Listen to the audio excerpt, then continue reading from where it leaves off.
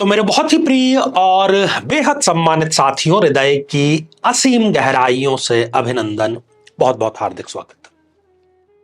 साथियों, विपरीत राजयोग पर इन दिनों हमारी चर्चा चल रही है। प्रत्येक लग्न पर हम चर्चा कर रहे हैं और आज उसी क्रम में बारी है वृश्चिक लग्न के बारे में चर्चा करने की कि वृश्चिक लग्न में कौन कौन सी वो परिस्थितियां होती है जिससे कि विपरीत राजयोग का निर्माण होता है।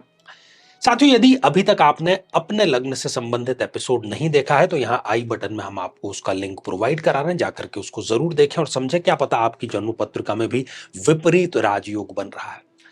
साथियों, जैसा कि इसके नाम से ही हमें पता लग रहा है कि विपरीत राजयोग, जैसे एक व्यक्ति होता है, उसके जीवन में कई बार विपरीत परिस्थितियां आ जाती है, प्रतिकूल परिस्थितियां आ जाती है, बुरा समय आ जाता है, लेकिन वो उस बुरे समय में भी कुछ ऐसा करता है जिससे कि वो सफलता का स्वाद चख लेता है।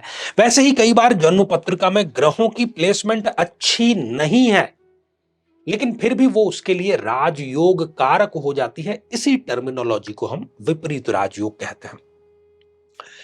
साथियों, यदि आप भी चाहते हैं कि आपकी कुंडली का विश्लेषण हो, समस्या का समाधान हो, तो आगामी समय में मैं स्वयं इन शहरों में उपस्थित रहूंगा। आप समय लेकर के मिल सकते हैं या टेलीफोनिक अपॉइंटमेंट भी आप प्राप्त कर सकते हैं।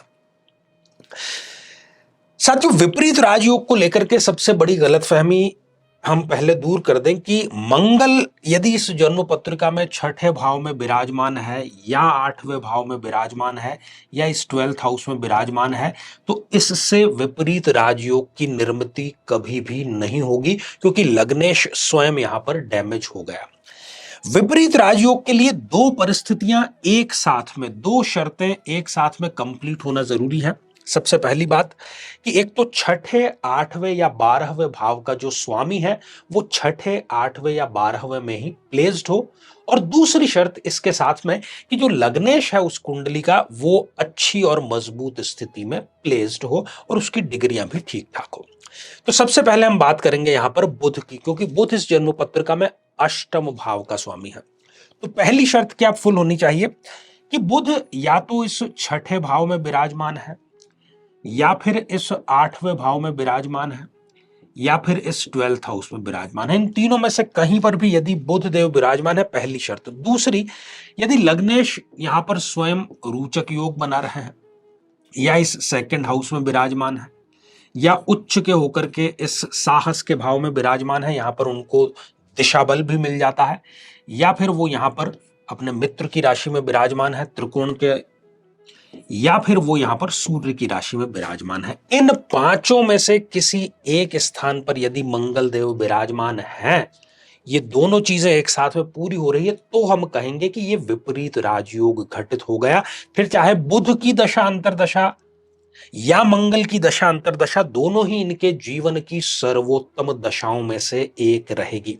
व्यापार ये करेंगे, यदि पिता का व्यापार कर रहे हैं उसको भी शिखर पर ले जाएंगे, यदि स्वयं कोई व्यापार इन्होंने किया है तो उसको भी ये शिखर पर ले जाते हैं, शून्य से लेकर के स्टार्ट करने के बावजूद।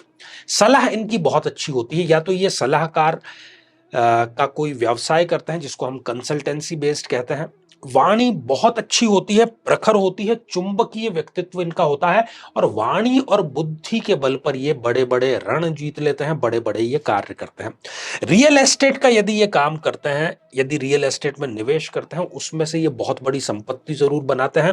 कोई भी विवाद हो जाए, कोई भी झगड़ा हो जाए, कोई भी कोर्ट कचहरी मुकदमा हो जाए, इनकी इनकी दशाओं अंतरदशाओं में विजय अवश्य होती है, शत्रु पर जीत इनकी अवश्य होती है। साहस का कोई कार्य है तो ये कभी भी घबराते नहीं है, रिस्क लेते हैं और उसमें इनको फायदा भी जरूर होता है, और अपने भाइयों की स्वयं मदद करने के लिए तैयार रहते हैं, और भाइयों की भी इनको मदद समय समय पर जरूर मिलती रहती है। ये तो पहली स्थिति विपरीत राजयोग की वृश्चिक लग्न की जन्म पत्रिका में। दूसरी जो स्थिति है वो बनेगी साथियों शुक्र देव के कारण। शुक्र यदि इस जन्म पत्रिका में इस छठे भाव में विराजमान है, या फिर इस आठवें भाव में विराजमान है, या फिर इस 12th हाउस में स्वग्रही होकर के विराजमान है, शुक्र इन तीनों में से कहीं एक स्थान पर विराजमान है, और साथ ही मंगल भी इनमें से कहीं पर विराजमान है, ये दोनों शर्तें यदि एक साथ में पूरी हो रही है तो चाहे फिर शुक्र की दशा अंतर्दशा हो या फिर मंगल की दशा अंतर्दशा हो, दोनों ही इनके जीवन की सर्वोत्तम दशाएं जरूर रहेगी।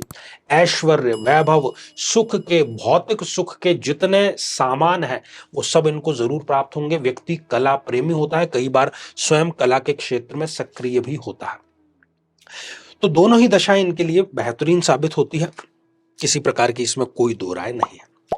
तो साथियों, श्रृंखला ये हमारी आगे भी जारी रहेगी। तो आज के लिए केवल इतना ही, और इसी मंगल कामना के साथ में कि आप सभी स्वस्थ, समृद्ध और शांतिपूर्वक जीवन व्यतीत करें। नमस्कार।